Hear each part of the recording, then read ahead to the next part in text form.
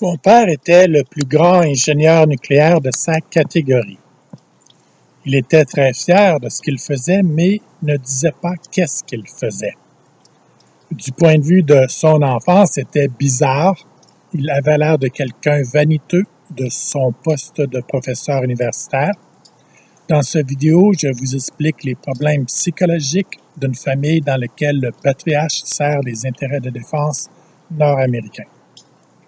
Quand j'étais petit, une fois en voiture, mon père m'a dit que son travail, c'était de faire se monter dedans des choses. Moi, pour illustrer ça, j'ai fait comme je voyais à la télévision, des véhicules. Je faisais un bruit de tour. Là, mon père m'a dit des tout petites choses. Alors là, j'ai fait des petits moustiques. Bang! Puis quand ils sont foncés dedans, c'était la grosse explosion. Je m'envoyais dans toutes les directions dans le véhicule. Alors là, mon père m'a dit de me calmer.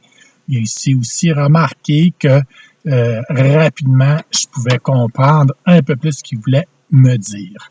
Ça a été la seule fois qu'il m'a parlé de ce qu'il faisait dans la vie.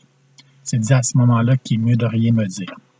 Il y a eu une autre fois plus tard, où est-ce que j'étais en voiture encore avec lui, où est-ce qu'il disait à la radio que les Russes avaient des pack-sacs nucléaires, puis il m'a dit de ne pas m'inquiéter. Puis j'étais un petit peu surpris de sa réaction. Ça m'a laissé un point d'interrogation. Je n'ai jamais compris, mais je me suis dit, il y a peut-être quelque chose qu'il va falloir que j'aille arranger éventuellement. Ça, c'est l'accélérateur atomique Van der Graaf de l'Université Laval que mon père est réputé avoir installé et démarré. Son bureau était à la faculté de médecine. Il avait une vue sur le Van der Graaf. À la faculté de médecine, il faisait de la recherche sur le cycle des hormones en rapport avec le cancer. Dans les années 1980, dans le journal Le Soleil de la ville de Québec, il y a eu un article sur les travaux de recherche sur les hormones de mon père et il y est mentionné qu'il a installé et démarré le Van der Graaf. 1000 km au sud, à l'université Princeton, le Van der Graaf était utilisé pour le développement des armes atomiques. Au Canada, il y a une culture de ne pas parler de cela.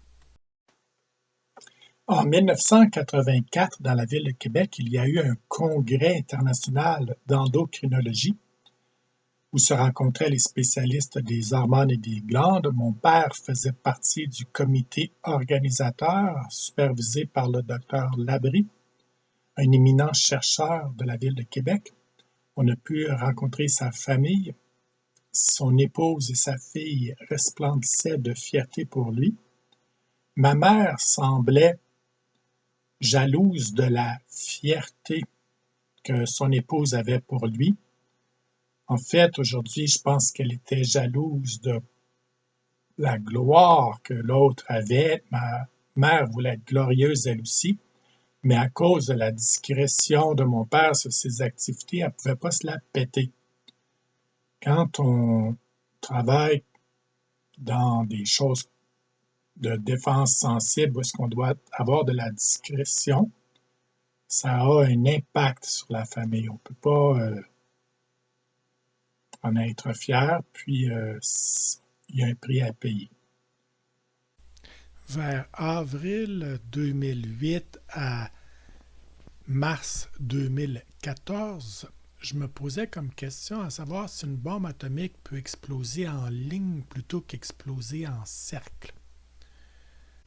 Pour m'inspirer, je m'intéressais aux galaxies spirales plates comme la Voie lactée. Albert Einstein et Max Planck ont dit qu'il y a une température maximum. Ma contribution est d'expliquer que le trou noir, l'objet céleste au centre d'une galaxie, explose en Big Bang lorsqu'il a atteint la température maximum. J'ai pensé informer la NASA afin qu'il vérifie ma théorie par l'observation des galaxies naissantes. Pour les motiver à se donner cette peine, j'aurais expliqué que l'enjeu était la fabrication de bombes nucléaires beaucoup plus puissantes. J'étais préoccupé que la personne aux relations publiques qui recevrait mon message ne comprenne pas le transfert à la GRC et que moi, ma théorie meure là. Puis Puis éventuellement, une puissance étrangère, où les gens sont moins affairés à plaire à leurs élites, la découvre et nous raye de la carte.